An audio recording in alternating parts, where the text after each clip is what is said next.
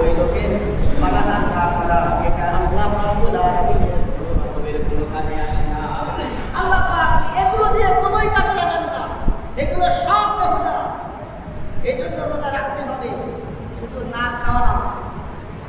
যে আল্লাহ রাব্বুল আলামিনের ভয়ে আমি না খেয়ে রয়েছি, ওই আল্লাহ রাব্বুল আলামিনের ভয়ে আল্লাহ পাক বাকি যত নিষেধ করেছেন সব নিষিদ্ধ কাজ থেকে নিজেকে বিরত রাখা, এইটার নামই হলো সিয়াম, এইটার নাম হলো রোজা। যারা এইভাবে সিয়াম আদায় করবে, যারা এইভাবে রোজা আদায় করবে, আল্লাহ রাসূল সাল্লাল্লাহু আলাইহি ওয়াসাল্লাম বলেন, এই সমস্ত ব্যক্তিরাই হলো তারা, এই সমস্ত ব্যক্তিরাই হলো তারা মান সামা রমাদানা ঈমানান ওয়া ইহতিসাবা গুফিরা লাহু মা তাকাদ্দামা মিন যামবি। দুই নম্বর রোজাদার হলো তারা যারা রমজান মাসে ঈমান সহকারে আল্লাহ রাব্বুল আলামিনের কাছে সওয়াবের আশায় তারা রোজা রাখে, সিয়াম পালন করে। আল্লাহ রাব্বুল আলামিন তার জীবনের যত রকমের গুনাহ আছে সব গুনাহগুলোকে মাফ করে দিবে, সব গুনাহগুলো মাফ হয়ে যায়। এটাই হলো প্রকৃত রোজা। এইভাবে রোজা যারা রাখতে পারবে তাদেরকে আল্লাহ রাব্বুল আলামিন পুরস্কৃত করবেন। এজন্য হযরত জাবের রাদিয়াল্লাহু তাআলা আনহু একটা সুন্দর কওল, একটা উক্তি এসেছে মুসান্নাফে ইবনে আবি শাইবা হাদিস গ্রন্থ, একটা অনেক বড় হাদিসের কিতাব। এখানে ওনার এই কওলটাকে উল্লেখ করা হয়েছে। হযরত জাবের রাদিয়াল্লাহু তাআলা আনহু বলেন, ইদা সুনতা ফালইয়াসুম সামউহু ওয়া বাসারুকা ওয়া লিসানুকা আনিল ইযমি ওয়াল বাসার। হযরত জাবের রাদিয়াল্লাহু তাআলা আনহু বলেন, শোনো, যখন তুমি রোজা রাখো, তোমার রোজার সাথে সাথে তোমার সামউকা ওয়া বাসারুকা, তোমার কান, তোমার চোখ, এটাও তারা রোজা রাখবে। ওয়া লিসানুকা, এই তোমার লিসান, তোমার জবান, মুখ, এটাও রোজা রাখবে। তোমার রোজার অর্থ হলো তোমার কানের রোজা আছে, তোমার জবানের রোজা আছে, তোমার চোখের রোজা আছে। এই রোজাগুলো হলো মিনাল বাহসাব ওয়াল আমিল কিজবি ওয়াল বাহসাব, সে মিথ্যা থেকে বেঁচে থাকবে। কানের জন্য যা কিছু বৈধ নয় তার থেকে কান হেফাজত থাকবে, চোখের জন্য যা কিছু বৈধ নয় তার থেকে চোখ হেফাজত থাকবে, মুখ দিয়ে যা কিছু বলা বৈধ নয়, এই অবৈধ কথাবার্তা, অশ্লীল ফাহিশা কথা থেকে মুখ হেফাজত থাকবে। এটাই হলো তোমার রোজা। যখন এভাবে তুমি রোজা রাখবে, এই রোজা তোমার জন্য কাজে আসবে। হযরত জাবের রাদিয়াল্লাহু আনহু বলেন, মাতা আযাল খাদেম, তোমাদের খাদেম যারা আছে, অধীনস্থ যারা আছে, তাদেরকে কষ্ট দিবে না। তারা যে কাজ করতে তাদের কষ্ট হয়, রোজা রাখতে কষ্ট হয়, এমন কাজ তাদের উপরে চাপিয়ে দিবে না। ওয়ালাকিন আলাইকা ওয়া কাওয়ারুম ওয়া সাকিনাতুন ইয়াওমা সাওমিকা, তোমার রোজার সময়ে তোমার মধ্যে একটা ভাব গাম্ভীর্যতা থাকবে। রোজাদার হিসেবে তোমার মধ্যে একটা গাম্ভীর্যতা কাজ করবে। আর সর্বশেষ তিনি যেই কথাটি বললেন, ওয়ালা তাজআল ইয়াওমা ফিতরিকা ওয়া ইয়াওমা সাওমিকা সাওয়াউন, আর তোমার রোজার দিনগুলো আর রোজার বাইরের যেই দিনগুলো আছে, এই সব দিনগুলোকে তুমি একত্রিত করে ফেলো না, সমান বানিয়ে ফেলো না। তুমি রোজা থাকতে যে কাজগুলো করো, একই কাজ রোজার বাইরেও করো, এমনটা যেন না হয়। কারণ তোমার রোজার দিনগুলো তোমার রোজার বাইরের দিনগুলোর থেকে আলাদা হতে হবে। এটাই হলো রমজানের শিক্ষা। রমজানকে আল্লাহ রাব্বুল আলামিন আমাদেরকে দিয়েছেন একটা প্রশিক্ষণ স্বরূপ। এই রমজান মাসে আমাদেরকে শিক্ষা নিতে হবে। এই রমজানের মধ্যে আল্লাহ পাক আমাদের জন্য আলাদা একটা পরিবেশের ব্যবস্থা করেছেন, যেই পরিবেশ রোজার বাইরে কষ্টির কালেও খুঁজে পাওয়া যায় না। আল্লাহ রাসূল সাল্লাল্লাহু আলাইহি ওয়াসাল্লাম বলেন, যখন রমজানের প্রথম রজনী আসে, রমজানের শুরুর রজনী আসার সাথে সাথে সুফিনাতিশ শায়াতিন, শয়তানকে শৃঙ্খলিত করা হয়, শয়তানগুলোকে বন্দী করে ফেলা হয়। ওয়াবুল্লিকাত আবওয়াবুন নার, জাহান্নামের যেই দরজাগুলো আছে এগুলোকে বন্ধ করে দেওয়া হয়। এই দরজাগুলোকে আর কষ্টির কালেও খোলা হয় না। ওয়া ফুতিহাত আবওয়াবুল জান্নাতি ফালাম ইউগলাক মিনহা বাবুন, জান্নাতের যেই দরজাগুলো আছে ওই দরজাগুলোকে খুলে দেওয়া হয়, জাহান্নাম বন্ধ করে দেওয়া হয়, আর কোনো দরজা রমজান যাওয়ার আগ পর্যন্ত খুলবে না। জান্নাতের দরজাগুলোকে খুলে দেওয়া হয়, এই দরজা রমজান শেষ হওয়ার আগ পর্যন্ত জান্নাতগুলোকে সুসজ্জিত করা হয়। আর আল্লাহ রাব্বুল আলামিনের পক্ষ থেকে একজন ফেরেশতা প্রত্যেকটা রাতে পৃথিবীর মানুষদেরকে উদ্দেশ্য করে ঘোষণা দিয়ে বলতে থাকে, ইয়া বাগিয়াল খায়রি আকবিল ওয়া ইয়া বাগিয়াশ শাররি আকসির। হে কল্যাণকামী যারা আছো তারা সামনে অগ্রসর হও, যারা ভালো ভালো কাজ করো, কল্যাণের কাজ করো, তারা সামনে চলো। আর যারা মন্দ, অশ্লীল, ফাহেশ, অনাচারের মধ্যে ডুবে থাকো, থেমে যাও, তোমাদের কাজগুলোকে বন্ধ করে দাও। এই কাজগুলো দিয়ে আর সামনে অগ্রসর হয়েও না। এই জন্য রমজান যখন আসে আমাদের উচিত হলো যত রকমের ভালো কাজগুলো আসে সব ভালো কাজগুলো করতে থাকা, বেশি বেশি করা। আপনি 5 ওয়াক্ত নামাজি 5 ওয়াক্তের সাথে নফল নামাজ বাড়িয়ে দেন, বেশি বেশি করে করেন। দৈনন্দিন কোরআন তেলাওয়াত আগে ছিল না, কোরআন তেলাওয়াতকে যুক্ত করেন। মানুষকে ভালো ভালো উপদেশ দেন, ভালো কথা বলেন। অসুস্থ ব্যক্তিদেরকে দেখতে যান, তাদেরকে সেবা করেন। একজন দুস্থ মানুষ, একজন পথিক, তাকে আপনি সাহায্য সহযোগিতা করেন। একজন ভারী বোঝা বহন করতেছে, তার বোঝা বহনের জন্য আপনি একটু সহযোগিতা করেন। একজন মানুষ সে অসুস্থ, চিকিৎসা তার প্রয়োজন, অর্থের অভাবে চিকিৎসা করতে পারে না, আপনাকে আল্লাহ রাব্বুল আলামিন অর্থ করে দিয়েছে, তাকে কিছু সাহায্য দেন। ভালো ভালো কাজ করতে থাকেন, এই ভালো কাজগুলো বাড়িয়ে দাও। ইয়া বাগিয়াল খায়রি আকবিল, সামনে অগ্রসর হও। ওয়া ইয়া বাগিয়াশ শাররি আকসির, হে যারা দুষ্কৃত কর্মকারী আছো, দুষ্কৃতী যারা আছো, তারা থেমে যাও। তোমাদের জন্য হুঁশিয়ার, সাবধান বার্তা, সতর্কবাণী, থেমে যাও। কারণ তুমি যদি রমজানের মধ্যে অপরাধ চালিয়ে যেতে থাকো, সারা বছর যেটা করেছো তার যে শাস্তি সেটা এক প্রকারের আছে। এই রমজান মাসে যদি তুমি সেই অপরাধগুলোকে চালিয়ে যেতে থাকো, তোমাকে আল্লাহ রাব্বুল আলামিন নিজ কুদরতে এমন ধরাশায়ী তোমাকে করবে, ওই ধরাশায়ী থেকে বেঁচে যাওয়ার কোনো সুরত তোমার সামনে আর খোলা থাকবে না।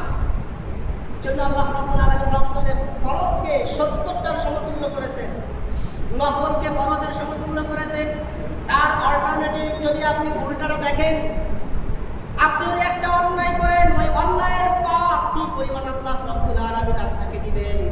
আল্লাহ রাব্বুল আলামিন রমজান মাসের সওয়াবগুলো, রোজাদারের সওয়াবগুলো ব্যক্তির মাধ্যমে দেন না, বরং আল্লাহ রাব্বুল আলামিন বলেন, সারা বছর তোমরা আমার মাধ্যমে আমার বান্দাকে পুরস্কার দিয়েছো, কিন্তু আমার রোজাদার ব্যক্তি যারা হবে তাদেরকে যেই পুরস্কার দেওয়া হবে এটা আমি কোনো ভায়া ব্যবহার করবো না, কারোর মাধ্যম ব্যবহার করবো না।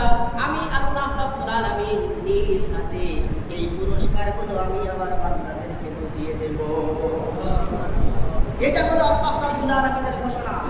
এই জন্য আমাদেরকে বিরত থাকা, সম্মানিত হাজির, এই জন্য আমাদের সমস্ত অঙ্গ প্রত্যঙ্গগুলো আমাদের সিয়াম পালন করতে হবে।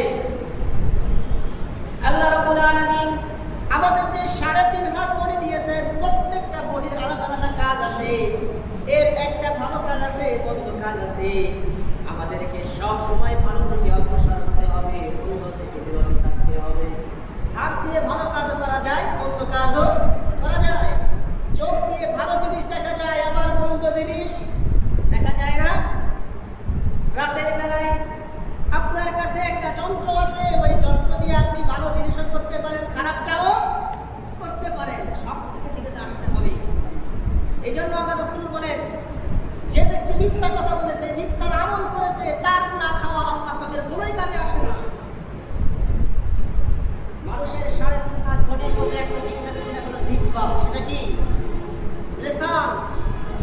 এই জিহ্বা এমন একটা অঙ্গ, এই একটা জিহ্বাকে যদি আপনি কন্ট্রোল করতে পারেন, আপনি দেখবেন যে আপনার দুনিয়ায় অর্ধেক যে পাপগুলো আছে সেই পাপগুলো কমে আসবে, সেগুলো অল্প হয়ে যাবে।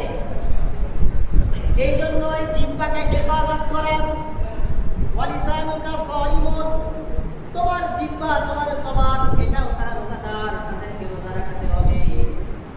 আল্লাহ রাসূল সাল্লাল্লাহু আলাইহি ওয়াসাল্লাম বলেন, মাইয়াসমাক লি মা বাইনা লিহইহি ওয়া মা বাইনা রিজলাইহি আসমানু লাহু জান্নাহ।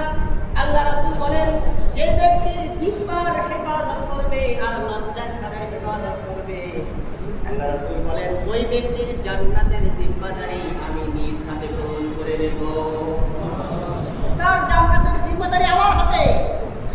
সম্মানিত ভাইরা আমার, জিহ্বার এত গুরুত্ব কেন? কারণ মানুষ মিথ্যা কথা বলে কি দিয়ে? জিহ্বা দিয়ে। হারাম খাওয়ার সময় ব্যবহার করা হয় কোনটা? জিহ্বা। মানুষ যখন গীবত করে কোনটা ব্যবহার করা হয়? চগলখড়ি করে কি দিয়ে? জিহ্বা দিয়ে। মানুষকে মুখ দিয়ে কষ্ট দেয় কি দিয়ে? কথার মাধ্যমে আঘাত করা হয়। কথার যে আঘাত, এটা তরবারির আঘাতের চেয়েও অত্যন্ত কষ্টকর, ক্ষতিকর। এই জন্য কবি বলেছেন, যারা হাতুস সিনানি লাহাল কিয়াম ওয়ালা ইয়ালতাবু মা জারাহাল লিসান। তরবারির আঘাত, তরবারি দিয়ে কত বিক্ষত করলে তার তো বলক আছে, ওই কত শুকানো সম্ভব। কিন্তু জবান দিয়ে যদি কাউকে কষ্ট দেওয়া হয়, ওই কত পশ্চিম কালেও এটাকে নিবানো, ওইটাকে কতকে শুকানো সম্ভব নয়। এর কোনো বলক নাই, ওষুধ নাই। এই জন্য আমাদের জিহ্বাগুলোকে কন্ট্রোল করতে হবে। প্রথম কথা, জিহ্বাকে কন্ট্রোল করতে হবে, কানকে কন্ট্রোল করতে হবে।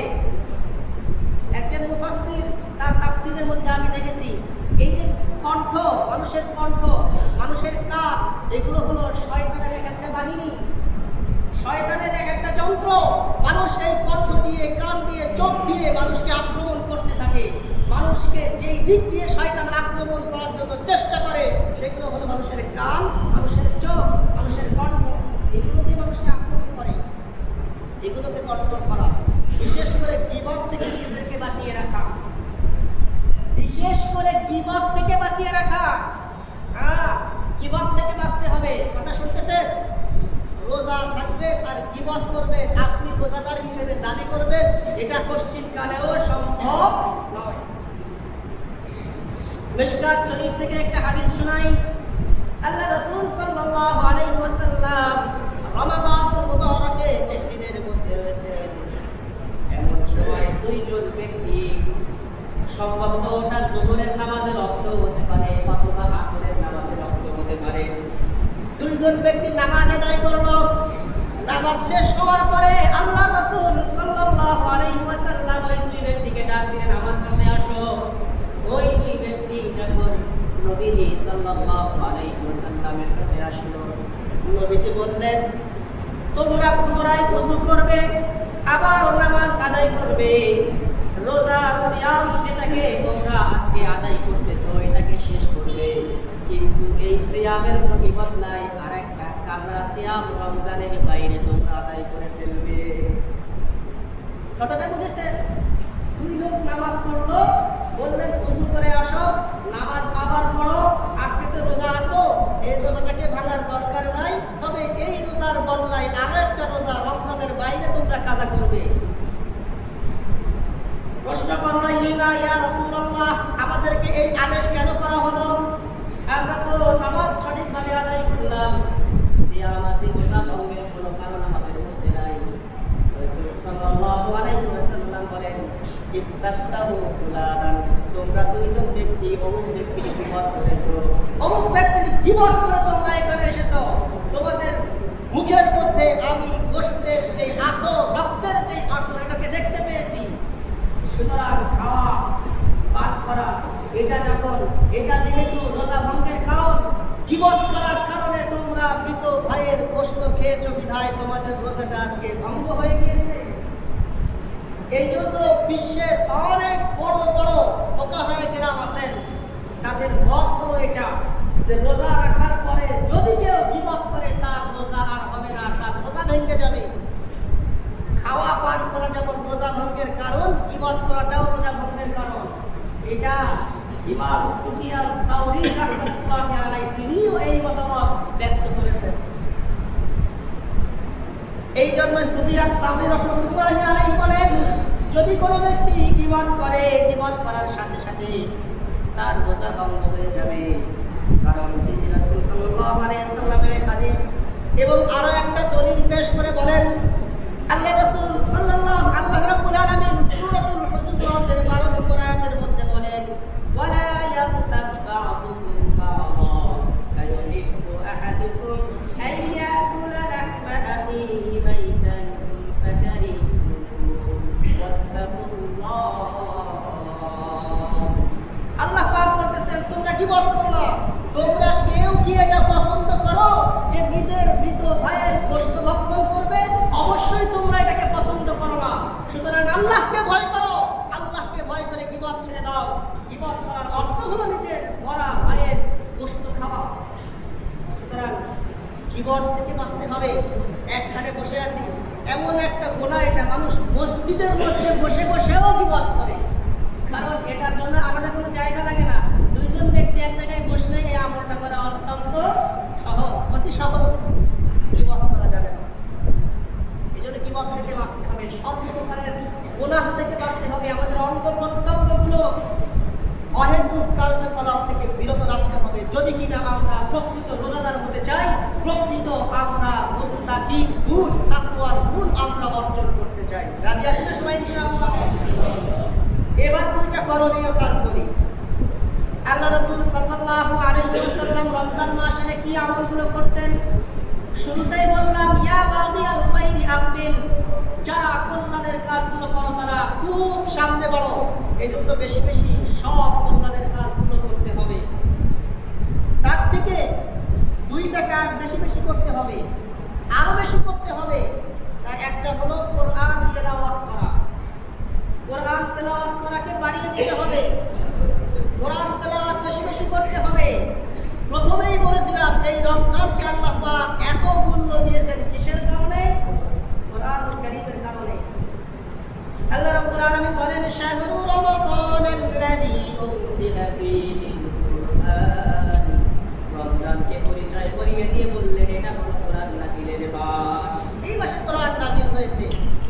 এই জন্য আল্লাহ রাসূল রমজানুল মুবারাকে বেশি থেকে বেশি কোরআনুল কারীমকে তেলাওয়াত করতেন, বেশি থেকে বেশি কোরআন তেলাওয়াত করতেন। আর জিবরাইল আলাইহিস সালাতু ওয়াস সালাম রাসূলের কাছে বেশি থেকে বেশি আসতেন এই মাসে। আসার পরে তিনি রাসূল সাল্লাল্লাহু আলাইহি ওয়াসাল্লামকে কোরআন তেলাওয়াত করে শোনাতেন। নবীজি সাল্লাল্লাহু আলাইহি ওয়াসাল্লাম ও জিবরাইল আলাইহিস সালামকে কোরআন তেলাওয়াত করে শোনাতেন। সাহাবায়ে কেরামদের মধ্যে একটা দাওয়াত প্রতিযোগিতা শুরু হয়ে যেত। সাহাবায়ে কেরামরা বেশি বেশি কোরআন তেলাওয়াত করতেন আর একজন আরেকজনকে কোরআন তেলাওয়াত শোনাতেন। আমাদের মধ্যে কোরআন তেলাওয়াতের অত্যন্ত অভাব, অত্যন্ত ঘাটতি। এই জন্য যারা নিজেরা কোরআন তেলাওয়াত করতে নাও পারি, রমাদানুল মুবারকের মধ্যে তারাবি আছে না নাই? খতম তারাবি আছে না নাই? খতম তারাবির মধ্যে কি তেলাওয়াত করা হয়? কোরআনের সাথে আমাদের সম্পর্ক কম হওয়া দরকার না বেশি হওয়া দরকার? এই জন্য খতম তারাবি আমরা যারা আদায় করি, খুব এটা বুঝে নিব যে আমরা যেন কোরআনকে ফেলে রেখে নিজেদের কাজের দিকে আমরা দৌড়টা দেই। যত সময় তেলাওয়াত করা হবে তত সময় খতম শেষ না করা পর্যন্ত আমরা এই কোরআন তেলাওয়াতের সঙ্গ ছাড়ব না। রাজি আছি সবাই? কারা কারা রাজি আছে দেখি? সবাই তো রাজি আছি। আমরা কোরআনকে যত সময় তারাবির মাধ্যমে তেলাওয়াত হবে, এটা আমরা সাথে থাকতে রাজি আছি না? কিয়ামতের ময়দানে কোরআন আল্লাহ রাব্বুল আলামিনের কাছে সুপারিশ করবে। সিয়াম আল্লাহ রাব্বুল আলামিনের কাছে গিয়ে সুপারিশ করবে। সিয়াম বলবে, দিনের বেলা তাকে আমি খাওয়া দাওয়া থেকে বিরত রাখছি, আপনি জান্নাতে দেন।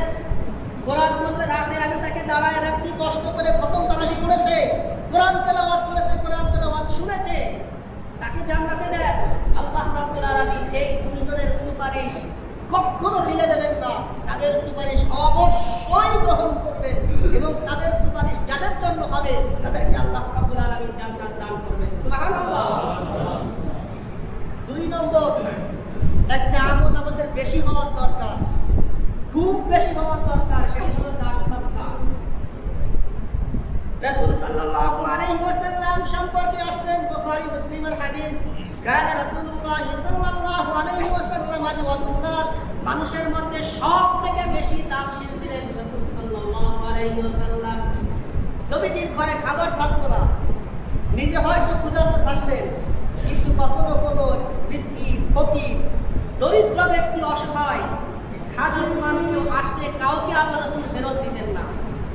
কিন্তু রমজান যখন আসতো, এমনিই সবার থেকে দানশীল নবীজি সাল্লাল্লাহু আলাইহি ওয়াসাল্লামের দানের পরিমাণ রমজানুল মুবারকের মধ্যে আরো বেশি বেড়ে যেত। কেমন বেশি বেড়ে যেত?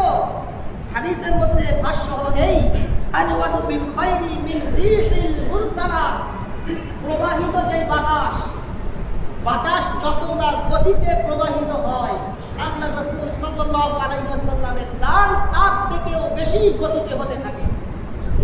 আরো বেশি গতিতে দান করতে আসলেই কোনো ফেরত নাই, সব সময় দিতেন।